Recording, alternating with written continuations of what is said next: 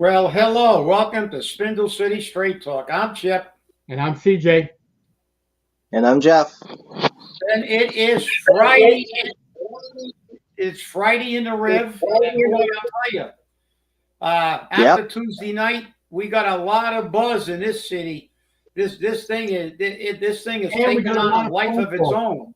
And we got a lot of phone calls. And one of the phone calls that came in said, you need to talk further on this. Well, let me tell you something. Okay?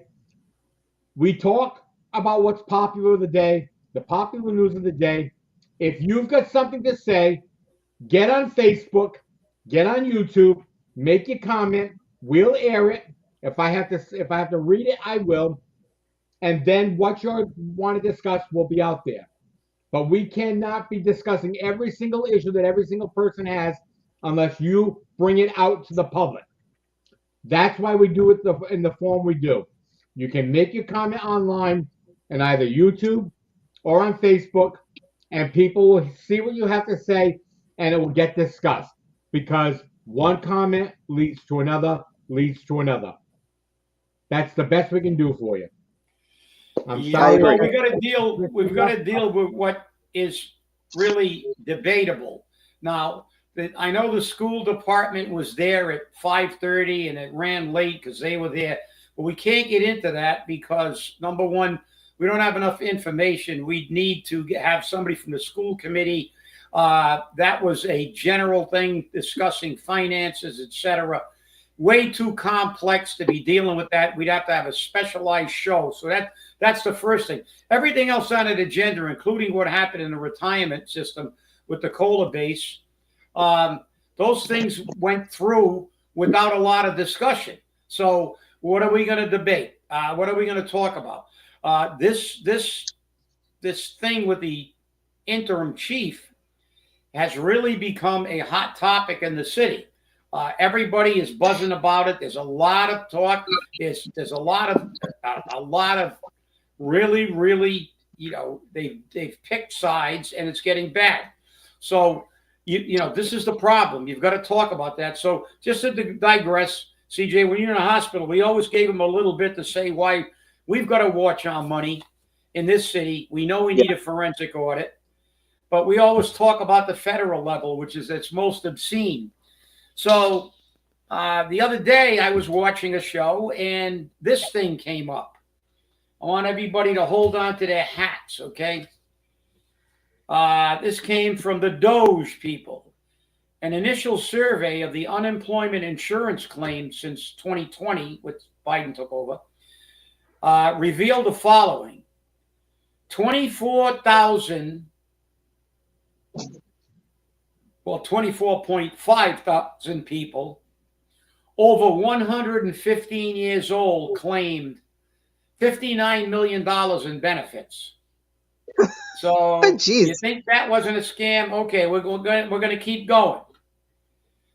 28,000 people between the ages of 1 and 5 years old claimed $254 million in benefits. And this is the best one, right? No, this is not the best one. There's not. 9.7 thousand people with birth dates over 15 years in the future claimed 69 million in benefits. In one case, someone with a birthday in 2154 got $41,000 in unemployment insurance. So he's about 140 years away from his birthday, hasn't been born yet, but he collected $41,000.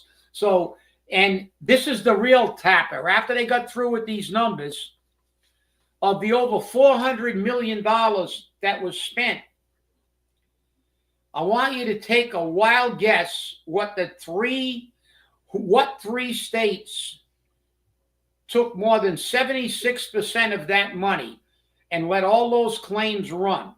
I'm going to give you a hint. They're all red states. So okay. So I'll give you a little hint, okay? They're pretty well known. We talk about them all the time. So, anybody want to guess? I'll say one in Texas. Texas? No, Texas is a red state. That's what you said. No, I said blue. I'm sorry. Did I say red? You said red states. No, That's I'm why sorry. Blue You did. states. I meant not red states. They were blue. 3 blue states. So this makes it easy. I will say I will say here Massachusetts. Just You got one. Okay, that's of course Massachusetts. Okay. Massachusetts. Florida, New York. You got New York. George Roberts, California. New York. New York.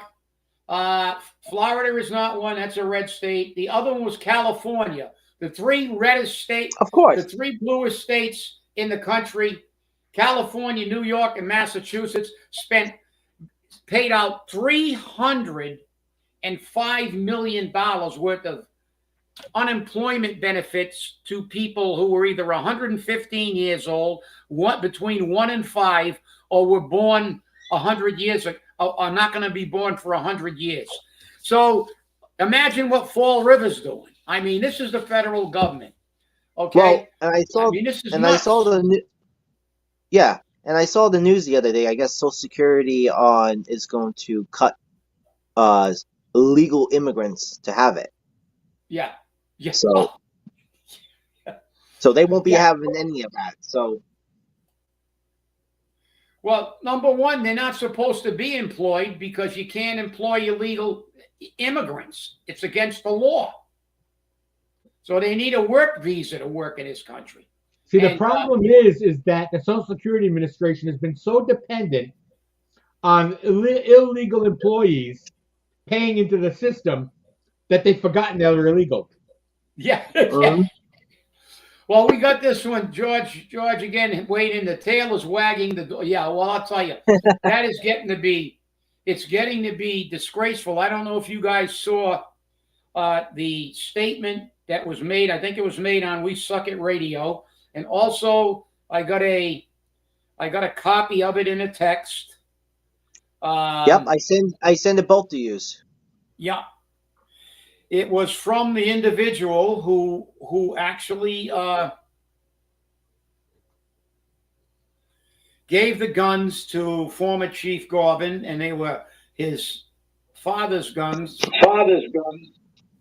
And they were both legally registered. He had an antique gun, and he also had a gun permit. And this is what somebody said, I guess, on integrity means having the courage to challenge the process when it doesn't align with our values. It means prioritizing fairness and respect for everyone, regardless of their connections or status. Unfortunately, raising these issues has led to attempts to undermine my efforts and those of my colleagues. Today, the interim police chief sent out an internal memo accusing Councilor Kadeem and I, this is a bathroom clip, of, quote, abusing our power, unquote. Let me be clear. Questioning the status quo and advocating for justice is not an abuse of power. It is a fundamental responsibility of leadership. Abuse of power occurs when individuals use their positions to intimidate, silence, or manipulate others. It is unacceptable in any form, especially from those in positions of authority. Our community deserves leaders who are willing to confront these abuses and stand up for what is right, even in the face of opposition. I will not back down. I will not be intimidated. I am committed to fighting for Fall River and the values and integrities, transparency, with respect to all, because of this is what Fall River deserves. That statement speaks for itself. Councilor Ponte, they took a position, and I think that, not saying I don't know anything about the interim chief, and I know there are a lot of people that say that she did a good job, a lot of people who don't. But then we get back to what the problem is: lack of process. The process used was not a process that had transparency, had some disinterested party involved in the interviews. Therefore, it actually hurts interim chief Furtado because it makes it look like it was a setup. Whether it was or not, we may at some time find out.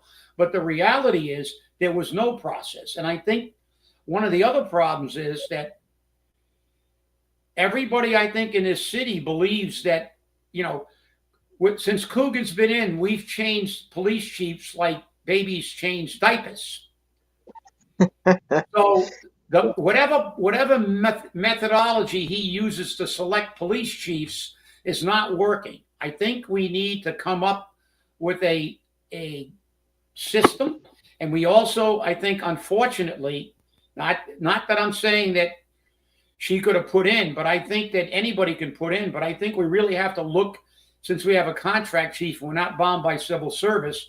We really have to look at bringing in an outside chief like they did in Massachusetts State Police, like they did in Cranston, Rhode Island. We really need to get somebody who doesn't know a soul. When they walk in the building, it's really simple. I'm the chief. You guys are the workers. You do your work. You're good. I know how to run a police department. And that's the key. The key is, listen, there was an awful lot of talk about everybody likes her and everybody, blah, blah, blah. And that's fine. But that's not the way it's supposed to be. Police and fire are quasi-military organizations. You have rank for a reason. In the military, officers are prohibited from fraternizing with enlisted men. You know why? Because they're going to have to give them orders they don't like. And a chief has to be a chief. And that means that it's not about whether they like you. They have to respect you. And in order to be a leader, you have to understand that it's not a popularity contest. Listen, I can tell you that the guy who George Patton slapped in the head in that tent in World War II, because he said he had shell shock because he was appalled but he was in there with all the men who were wounded in battle, and he got a lot of heat for that. But a lot of people didn't like Patton, but a lot of people loved him. He was a great general. When you're a leader, not everybody's going to like you. Not everybody, people are going to dislike you. When you choose to take a position of authority where you have to give other people orders, and I've been in those positions, you have to understand it's not a popularity contest. It's our job to choose the best police chief we can have in this city.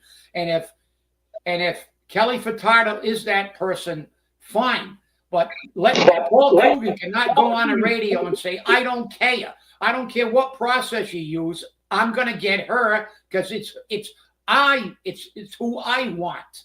And it's not who you want. It's who the people of Fall River deserve. And you swore an oath to be our representative. You are not the dictator. You are not Adolf. You are the mayor of this city, a representative of the people who swore an oath to our Constitution, which clearly states you are our substitute and our agent and at all times answerable to us. So I'll tell you what, Paul, I don't know. I'm in a mood again to start an initiative petition. If you do this without due process, we might say, let's put this on the ballot. How's that sound, guys? The interesting thing is I watched an interview that Paul gave to Mike Sylvia of the Fall River Reporter. And he said the problem that we have in Fall River is that we don't pay enough money for teachers, police, fire. We pay what we can afford. That's what we pay. Or that's what we're supposed to be paying. But for Paul, he's got to pay more because it's not his money. It's not his money. And he says he can't get a good chief with what we're willing to pay. Well, I wish he would say that. Let me finish. And then he went further to say, and there's always a disparity between the patrolmen, the sergeants, the lieutenants, the captains, the deputy chiefs, and the chiefs. And there's a certain proportion between each of those. That's not my problem. That's collective bargaining. And when you just give away everything in every contract, that's the mayor's problem, because that's what he did, because he's an idiot. Listen, Yep. he knows absolutely nothing about anything, and especially about bargaining and salaries. We hear that when they want to give their friends giant paychecks. That's But right. you know something? Let me tell you something. As the first person ever to go to the Joint Labor Management Commission on a contract that was an impasse, not once, but I went twice, but I was the first person in this city to go before the JLMC because we were at a contract impasse. And I'm going to tell you how it does it. And if you don't believe me, open up 150E, Chapter 150E of the Massachusetts General Laws, and read about what happens when you go to the Joint Labor Management Commission. I'm going to tell you what happens. You go into that room, and Paul Coogan in the city, the first thing they're going to say when a union wants a pay raise for their rank and file, they're going to go, we can't afford it. They don't say, I got to pay them what it's taken to get people here. They say, we can't afford it. And you know why it's true? Because you know the first element you have to prove when you go to you take the city to the JLMC? Its ability to pay. And when you go to the JLMC, so you guys are getting a lesson in labor law now, you have to pick, there's 9 other communities that are in what they call your universe that you can compare yourself with. You know what you can't compare yourself with? Boston. You can't compare yourself with cities that are twice as big as you.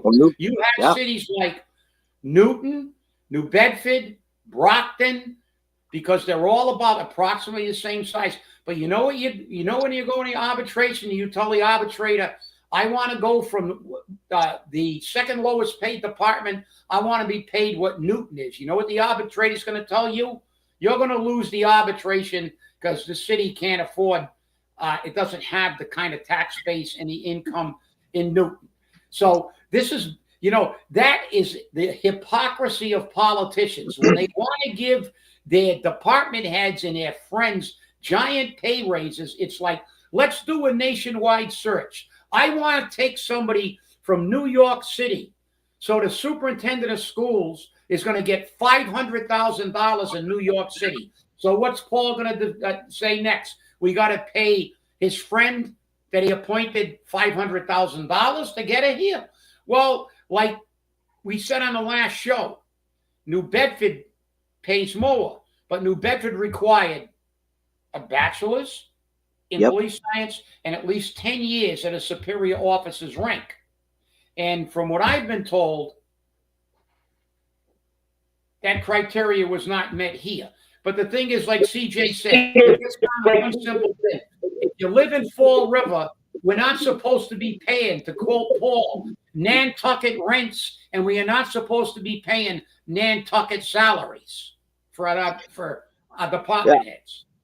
Well, I kind of want to make a statement after this whole week took place because, I was at the chamber on Tuesday. And, of course, a clown show, as we've been saying this for the past week. And I've never seen a bitter individual like Paul because he didn't get what he wanted. He does this all the time. When he doesn't get his friends or people that want to buy a property or want to get a pay raise, when he does get his way, it's either at the school committee. It took place last year because you guys remember when he wanted a person who's on there now. They did this whole interviews with these people, but a few did not like her qualification. He got his way anyways, and she got a pay increase. Unfortunately, one of the school members was not happy. She thought it was this has been a joke, and she walked out, unfortunately, and that was her decision. And unfortunately, the same thing happened the other day. I was with my friend in Boston. I saw the news that Laura decided she's not going to rerun for city councilor. Hooray! You know what? That's her choice. Whoa! And you know what? Hey, and she wants to say, I love Fall River. Look. I love living in Fall River, but I hate what's been going on here. That's my problem. And yeah, we can all disagree. When she said I'm not a Democrat. Okay, but that has nothing to do about being in the party system. It's about favoritism. It's about people who you want to work with and do better on your part. But when it comes to the city issues, they don't care. Okay, it's like giving Ken Pacheco $15,000 because we're gonna path the roof of the schools, the moles. We're gonna give him 15,000, so we're gonna give 23,000 more to a chief who doesn't even deserve it. So you want to play pick and choose, and when I'm hearing that the counselors are using their powers, they're using their powers because they don't think she's qualified yet. She wants to say she's qualified. Do it outside. We've been asking for this for a while now, and I'm sorry. I support my police. I really do. But as I've said this, we've been seeing a lot of crap in the department for some years now, especially what happened to this guy from Boston. Come on. So I'm just really ticked off on this. And, But this has turned into a gigantic mess. There was also another thing that somebody sent me, which was a very long letter from about Daniel Aguiar, who owned the weapons, and how those weapons were legally registered. Very long. I'm not going to read the whole thing and stuff, but he basically said it was. We as a family find it. I'll just the close because he talked about how those guns were legally. One was an antique. Two were legally licensed. He had a gun permit. They were given, and he made the case of why they were given because his father had some issues, and he gave them to former Chief Garvin. And it said, this is what he said at the end. He said, basically, that we as a family find it shameful and disingenuous that anyone would intentionally present and use these facts to advance an agenda in any manner other than truthfully. And then he said, many years ago, a young police officer swore an oath to protect and serve. After a long and distinguished career, it is clearly evident that Chief Paul Garvin has probably done just that. The Aguiar family is beyond regretful over how our actions may have played a part in the smearing of Chief Garvin and his beautiful family. Thank you for the opportunity to let the truth be told. So this has turned into a giant, absolute crap show. Number one, for two reasons: lack of leadership on both fronts, the lack of process and leadership to select a new police chief, and the lack of process and leadership to remove the previous police chief. Again, it goes squarely on the shoulders of the mayor. You can send the sacrificial lamb up to the table, the HR director, but it's not his fault. He's doing what he's told. He's following orders. This is the way they wanted to do it. The boss said do it this way. He did it that way. But this has turned into an absolute horror show. An absolute horror show. Because not only one thing was screwed up, and it hurt Kelly Furtado, I believe, and it also now has really affected former Chief Garvin. His reputation has been smeared. Her reputation has been smeared. All because of lack of process. There's going to be suits about it, everything else. And it's not just one, both individuals involved in this on two separate things. The removal of the chief is in question, but he's not a civil service chief. But now his removal as a captain is in serious question because there is a statutory method to do that. And they have crapped all over that method. But the thing is, this is a lack of leadership because petulant Paul gets upset and starts stamping his feet when he doesn't get his way. like he said with the I arm. saw it. I don't care what I saw you it. want. Yeah. I don't care what you want. I want the armory for my friend. I don't care. You want to do a process? Well, you're going to do it anyway, but I'm still going to get hurt because it's my decision. It's not. It's sad. You are supposed to decide for the people who you are sworn to represent, who you are a substitute and agent for, not what you want. I've been a little quiet here, and I got some things to say. Go ahead. I have a lot of respect for Nick. Okay, he has a hard job because he's got to kiss everyone's ass that comes up to him, and that's the only way I can put it.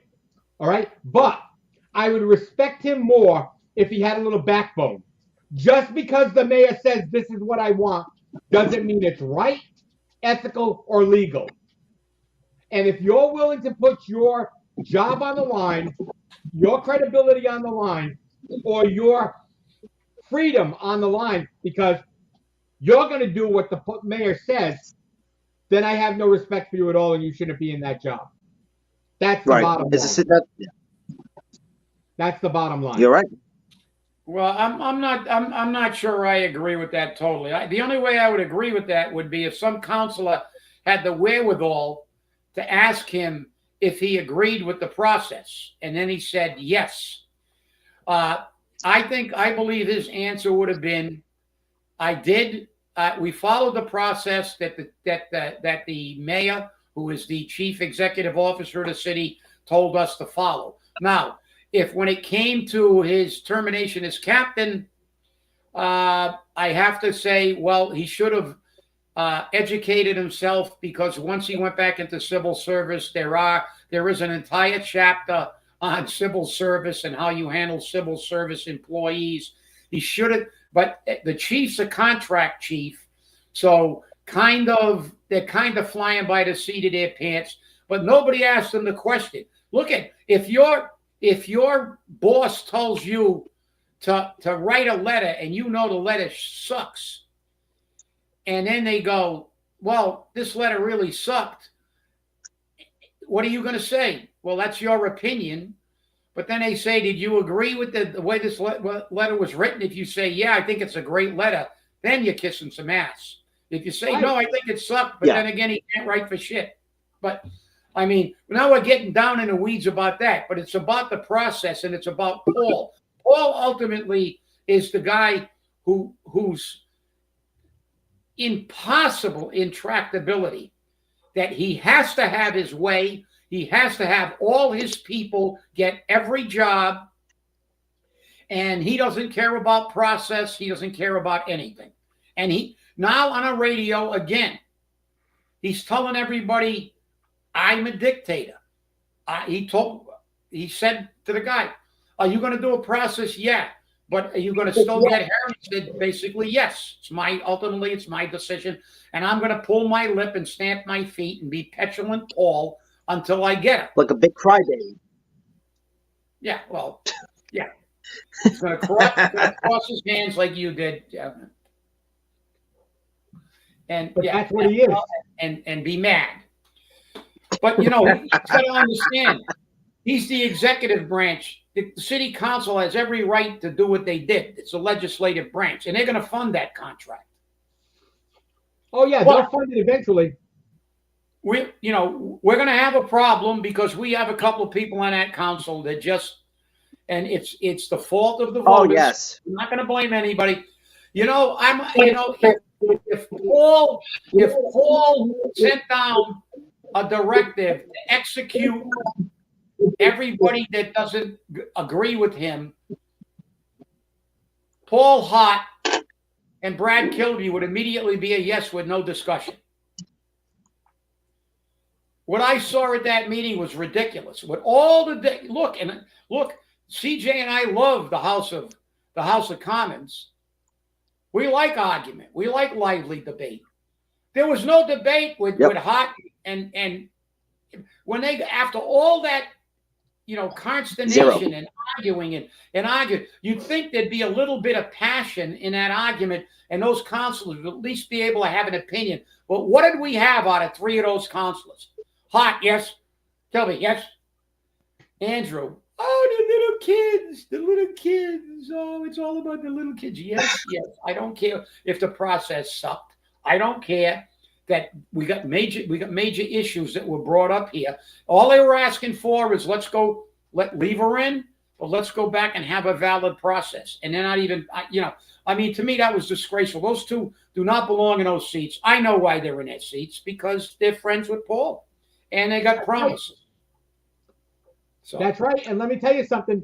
All you're going to keep seeing all the time from those two bozos, and I used to have a lot of respect for Andrew. I have none whatsoever now. Okay? Is whatever Paul wants. Whatever Paul wants, they're going to get.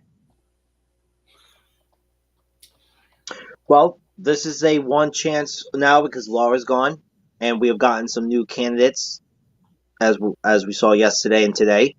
Ricky Teef again. He's running for city council again. Chris Peckham is running back again, and I like Chris. Yay! Yeah, good. Yeah.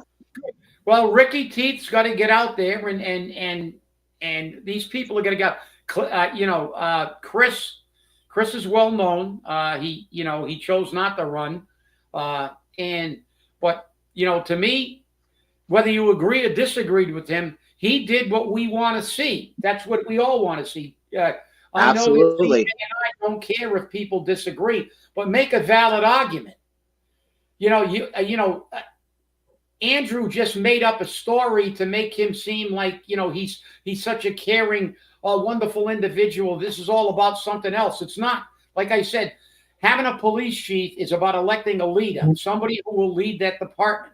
And not everybody likes leaders, because by definition, they're going to tell some people to do what they don't want to do. And they're not going to give everybody what they want. And the thing is that for him to make, it's all about the kids. How about the parents of the kids? It's about public safety. That was lame. The other two didn't even utter a word. They just said yes.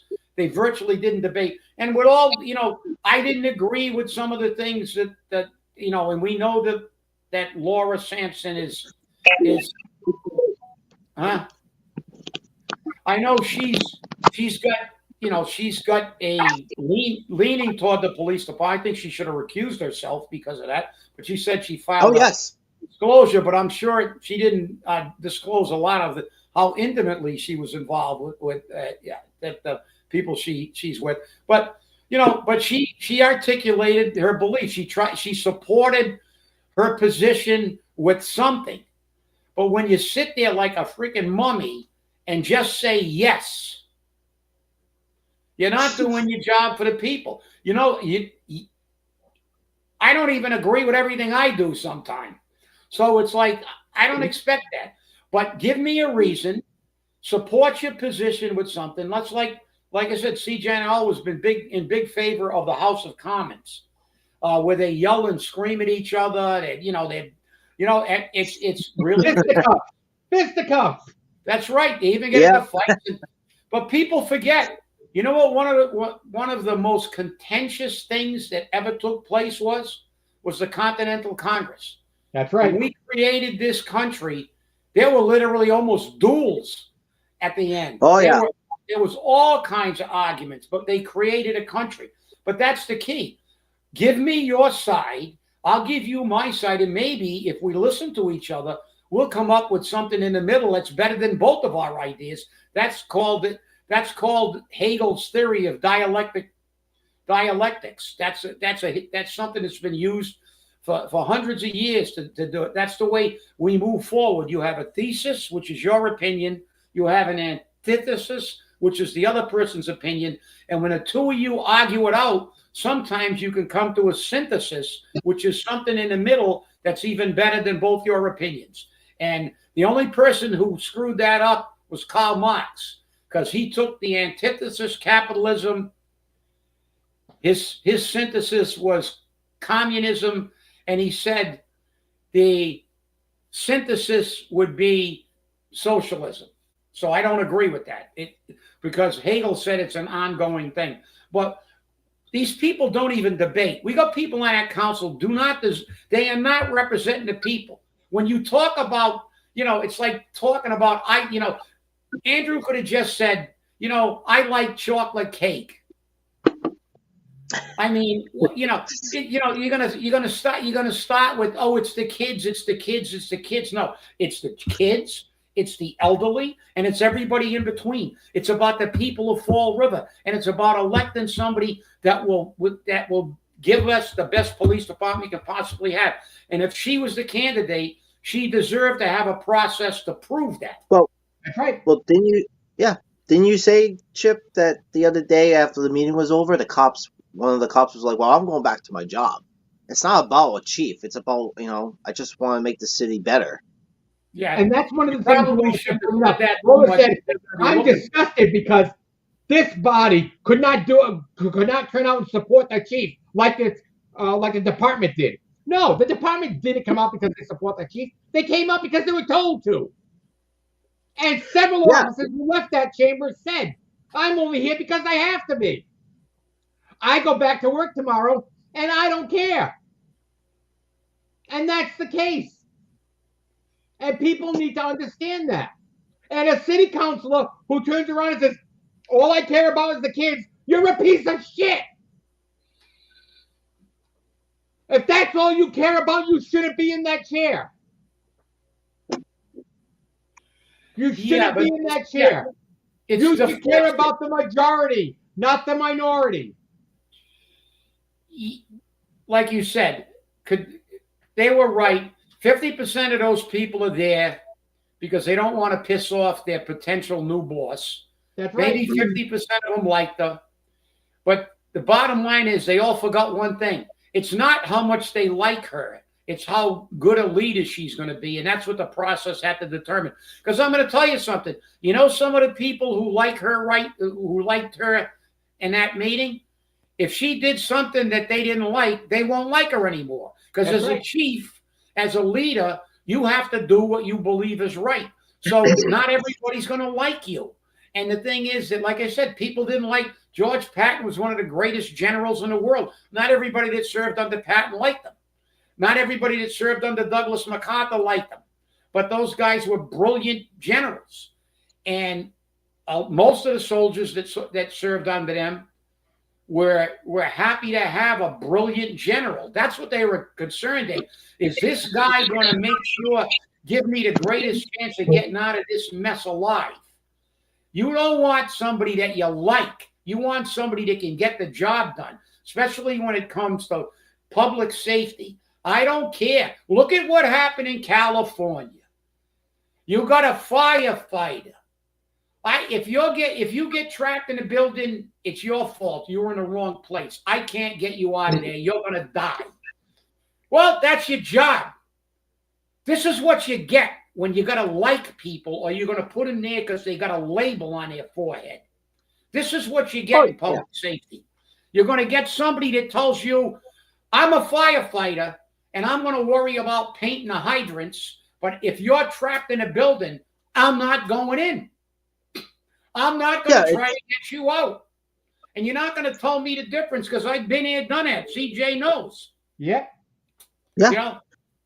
He's going to know that's alive because we didn't have firefighters like that. We went in to get her out. And two babies. But that's the job. That's right. Firefighting is to protect lives and property. And police is to protect the public. And you can't elect people. You can't put people in those positions because they can tell jokes or they're nice people and I like them. I don't care. I want somebody that's going to do the job. I don't want somebody to go, well, the guy's trapped in there and they're going to beat him to death in there and they're going to go, well, I don't think I'm going to go in there. They all look too tough for me. I'm going to stand outside. Oh, I can't go in that. If you get trapped in a burning building, it's your fault. I don't know. All the fires I went through, and we pulled a lot of people out of buildings. Matter of fact, when CJ's aunt threw two babies out the window. That's right. To save them. Yeah. And then she had to go back into the building because she was getting pushed back by the flames. But This is what you get. This is what police officers get. You don't need people that you like. You need people that can do the job. I don't care what anybody says. I've been there. I'm not speaking from theory. I did the job. I pulled people out of buildings. I know what it is to go into a burning building. Not stand outside and say, oh, I can't carry that guy. I can't carry that person down. Oh, I can't do that. No, this is public safety. And process is about confidence. The people of Fall River, like I said, Paul has not, and it's Paul's fault. It's not Kelly Furtado's fault.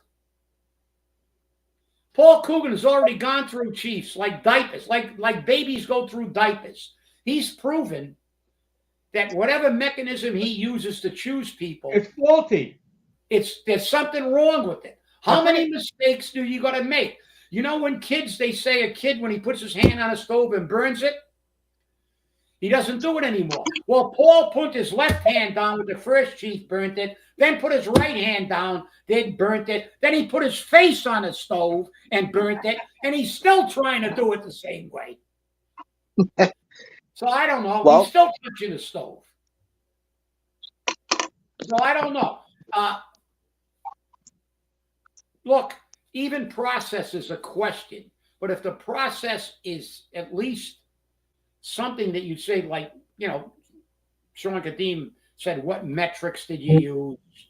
You know, things like that. If you get outside police chiefs to come in, not that you can't have a skewed panel, too. We know that they might get somebody who knows people, who knows the man, and man gets guys in. But the thing is, at least if you got some people there and they have a set. I know that there was a very, very standardized mechanism for examining people for chief offices in Boston, even in Fall River for a while. There was, you'd get in there and you'd be reviewed by chief officers, and they'd ask you questions. They'd give you scenarios. Like in our case, they gave us fire problems. What would you do if you had a fire in a hospital? Hospitals, as CJ knows, are very, very critical. They have a lot of oxygen in hospitals. There's very, very specific things you should know when you have a fire in a hospital.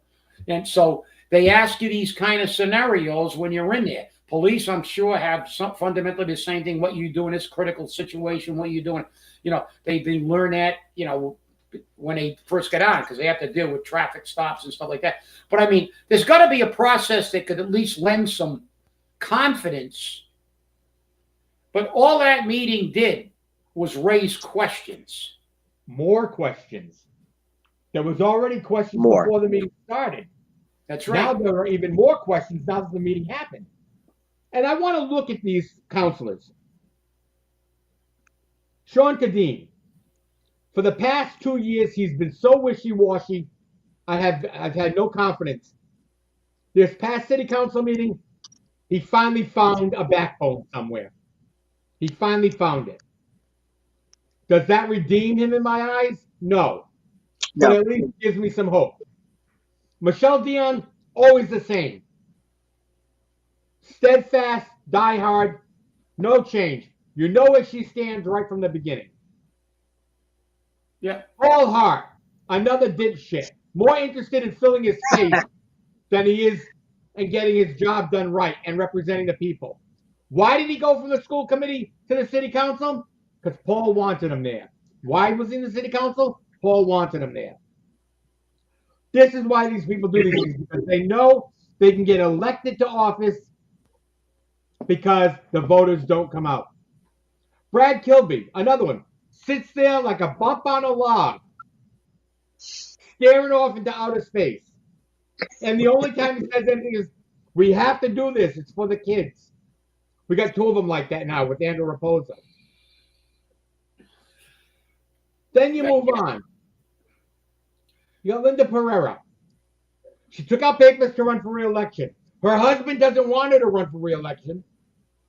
I remember her husband saying that when she ran for mayor. I want to retire to Florida. I want to be out of here. Linda keeps running. What is she trying for? She doesn't do anything for the people.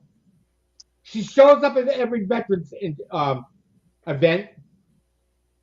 She doesn't do anything for the people. And I don't mean fixing a pothole or fixing a light. Anyone who picks up the phone can do that themselves. I want my elected officials to do what they're supposed to do.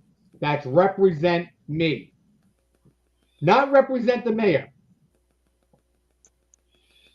But, you know, people who tune that thing in from other communities, you think people from other communities are actually going to want to come when they look at that They laugh at us. absolute circus that we had there. And, you know, in making it, see, they personalize everything. This Yes. should not be a personalized process. It's like you're picking a leader, a very, very important leader, a leader of a public safety department. It should be cold and calculated. That's you know, right. I mean, George Patton was a very highly educated guy, but he was, you know, his father was in the military. He, you know, the guy was a brilliant guy, but not everybody liked him. But he was a leader. He understood what his job was. His job was to win battles and try to save as many of his soldiers as possible by using great strategy. Same thing with Douglas MacArthur. Douglas MacArthur won the Korean War when he landed in Incheon. Nobody thought they could land at Incheon because of the tides. And what did he get for thanks? Truman fired him, because they only let generals win the wars, and then they fire them because they don't like the fact that generals won't do things for political reasons. They'll do things for what's best for a military reason. And that's why I still believe, and I'm a conspiracy theorist at heart, I still believe that Patton was assassinated at the end of World War II. I still believe that. Nothing would surprise me. Because remember, George Patton said when we were at the end of the Second World War, George Patton said, we're here, our troops are battle hardened, we have the equipment ready to go, let's go take Russia. Let's go kick Russia's ass, because they're going to be a problem down the line. And mysteriously, he got killed in a Jeep accident. Yeah, kind of like Kennedy got assassinated. Now we're thinking the CIA shot him. So, right. and the same thing with MacArthur. MacArthur won fundamental. Well, they didn't win it; they had a truce. But I mean, they would have kept fighting forever. But Incheon led to the truce in the Korean War. That landing at Incheon. And what did Truman do? Because somebody said after that landing he became so popular he might run for president. He fired him, because he gave a press conference and said something, he used that as an excuse. But this is the problem with this country. Politicians, they want people who they can control in every office that has any authority. And that's Paul. That's Paul. Paul wants somebody who will say, I'm beholden to you. And the sad part about it, though, is when we look at the leadership of this city, it's piss poor. We have a mayor who's full of shit, lies through his teeth, pisses money away like a drunken sailor. We have a city council which everyone has to be heard. Everyone has to say something. It may be the same thing the person before them said, but they all got to say it. This way, nobody can say you didn't say anything. Okay? There's an old saying, better to be thought the fool than to open your mouth and remove all doubt. That's what happens in that monkey house that we call a city council chamber. That's what happens there. And the school committee doesn't try to hide what they're doing. They want you to see they're corrupt. Colin brings up something that needs to be done. Everyone votes no except for Kevin. It's Kevin and Colin, and everyone else says no. Because Paul said no. Paul said no. And because Paul said no, it's no. How dare you? How dare you go against what I want? That's Paul's position. Well, we know one of them is not going to run again for school committee also. So that should be something for now. Hopefully more won't run for election. I'm sure they will, but wait and see. It's still early. Ms. Pereira's not running, so. The problem is that most of the people that run for re-election, most, not all, do so because they're power hungry. Oh, yeah. They have authority given to them by the idiot. And I'm not talking about the voters, but that's true too. I'm talking about the mayor. No. Because as long as they kiss the mayor's ass, the idiot, they're all set. Well, the rumor It's mill. awful nice to walk around with brown lips. The rumor mill says Shelley Pereira is running for city council. I've heard that too. So that would be interesting to see. You know, it's kind of like that's where they all begin. Maybe it's Paul's proving ground. You prove you're a yes. You're yes for me all the time. I'll let you run for council. Remember, Hart started on a council, got bounced, went to the school committee to prove himself a political lackey again. Then he got back on a city council. Brad Kilby started out on the city council. Remember that a long time ago? Long time ago. Yeah, they kind of prove that they can be political lackeys, and then they get the support of the body politic, and they get elected again. So, but you know why they get elected? Crappy turnouts. That's right. Let's get 49,000 people out in this election and see what happens. Well, hey, everyone keeps bringing up about the Trump voters here in Fall River. And look, I'm going to say it shouldn't be about Democrats or Republicans, but the eyes have spoken. You've gotten some people like Chris coming back. You've got Boomer who's going to run for mayor. Which I think is a mistake. I think that's a mistake. Okay? He hasn't been able to pull it off as a city councilor. He hasn't been able to pull his campaigns together to have a significant campaign to prove some points. Okay? Just because you're in the military doesn't mean you're going to get elected. Yeah, okay? well, and right now, you're right. Posting all of this personal crap about his wife, whatever, the problems he's having with the kids, all the kids in school. Believe me, big mistakes. Big mistakes. When I ran for city council and my daughter skipped school, I got slammed. They don't care. I've already received phone calls from several people that they plan on doing a hit on Carlos Caesar. They are going to make him look like a thief, a liar, a pedophile, whatever they can do. They're going to come out and do it because they're afraid of him. They're afraid of him. Because he wants to make the city better. He wants to actually be upfront to taxpayers. But you know the problem, guys?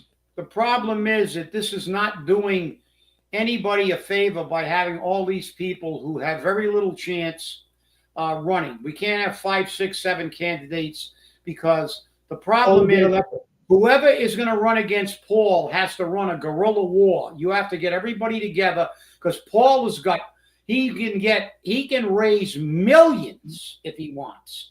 You're right. Just look at who's behind him. You don't think these developers are going to throw money at him? It's like, you got to be like Trump. You got to take it to the people. You got to have a focused campaign. His second campaign was brilliantly run, and I kind of lean for it because he had a couple of people that were military with him, showing him how to do it. He had Mike Waltz, who's ex-Special Forces, but whoever runs against him needs to have, be, maybe 3 people or something. But when you get 5 or 6 people and they muddy the water, it's not a good thing because you're running against the guy's got no record at all, but he's going to have tons and tons of money. He's got tons and tons of, and they are vicious. They are going to come out and go after everybody. Well, anybody that they think is a threat, like you said about Carlos Caesar, they think he's a threat. So they're going to come out and they're going to call him everything, anything possible. That they tried it. They tried it, with us on the recall, and They said I was a chiropractor that lived in Rhode Island, and I don't know how I managed that, having a full-time job in a fight. But I was. But they didn't do their homework. There was somebody with my name on there that was a chiropractor and lived in Rhode Island, but he happened to be my son. So they didn't related to you. He looks a lot younger than I do, and he shares your head though. Yeah. Yeah, and then they called CJ everything under the sun. They checked our voting records. They had our voting records. They did and that's what they're gonna do. They're gonna pull out all the stops to make everybody not think about Paul Coogan's record. That's right. That's the key. It's gonna be all about talking about how bad like they all talked about Trump. Trump's a Nazi. Trump's it. Trump's a maniac. Yeah. Trump's this. Trump's everything. And Trump had to go out to the people and say, I'm for you. You come first, and I'm not shitting you. And this is what has to happen. This is what has to happen during this mayoral race. Paul, we won't believe, because Paul's proven over and over again, I'm going to cut taxes. Let me raise them. I'm going to get rid of the debt exclusion after 8 years. Let me drag it on. I'm not going to increase the water and sewer rates. Yep. So he lies all the time. So the old saying is, how do you know a politician's lying? His lips are moving. Yep. Now, you've got people like Carlos and Boomer, Gabriel Amaral. Two can be viable candidates. They can be. This is the key. They can be. But so far, all they've done is talk about they've gotten their papers. Carlos has a date coming up on the 17th, is it, Jeff? Yes. He has a date coming up on the 17th at McGovern's? Yes. At McGovern's, which is voluntary donations. He's not asking for a dime. That tells me something. Either he's foolish or he's expecting a lot of people to write him checks. I don't know which. Bring the for deposit only stamp with you. But you've got to already be on the game. The game has already started, and you're behind the 8 ball already. You notice Paul's not doing much because he doesn't have to. He can't run on his record. He's got the power of the incumbency. That's what he's got. And all his lies. Buy his lies, vote for him. Want to give somebody else a chance? Vote for them. You want to bet at Fall River? Vote for somebody else. Because when I look back at Fall River's 6 years, I don't see me being in a better position. No. I got my tax bill not that long ago, and let me tell you something. I cried. I cried. My bank branch manager says, "Are you sure?" I said, Look at the bill. I got my water bill. $800. $800. How what do you got, a waterfall in your backyard? What? Do you have a waterfall in your backyard, like Niagara Falls or something like that? I have a faux spring. It says Fall River Springs. Turn the knob and get your water. That's how I'm doing it. They forgot to put that one on a separate meter, so I'm not paying sewerage on it though. But it's ridiculous. And then they're proposing raises 8 years in advance. How do you know what we're going to be in 8 years? How do you know?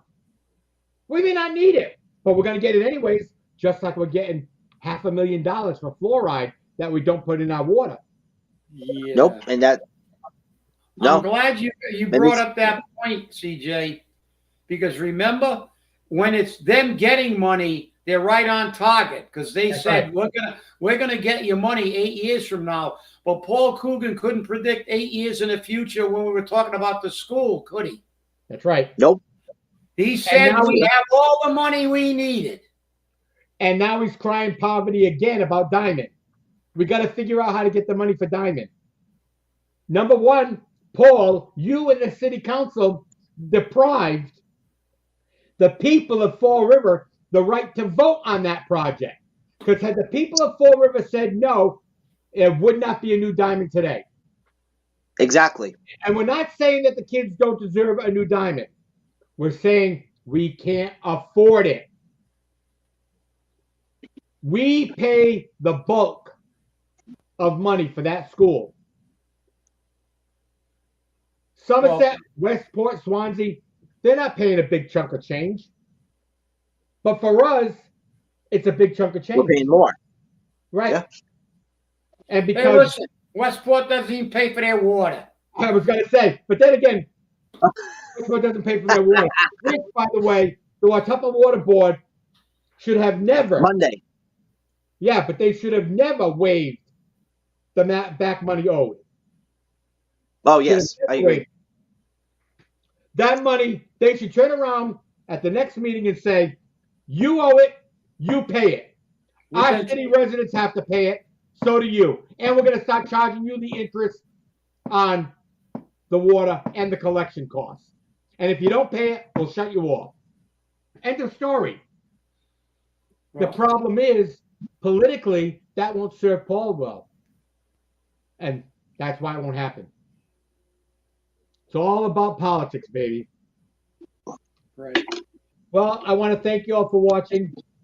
Have a wonderful, wonderful weekend. It's going to rain, so you should be happy with it. Yeah, unfortunately. Unfortunately. So remember, stay safe, stay angry, and hold your politicians accountable. Because, baby, this city's going batshit crazy, and we're just going to have to ride the wave. Have a good weekend. Do, do, do, do.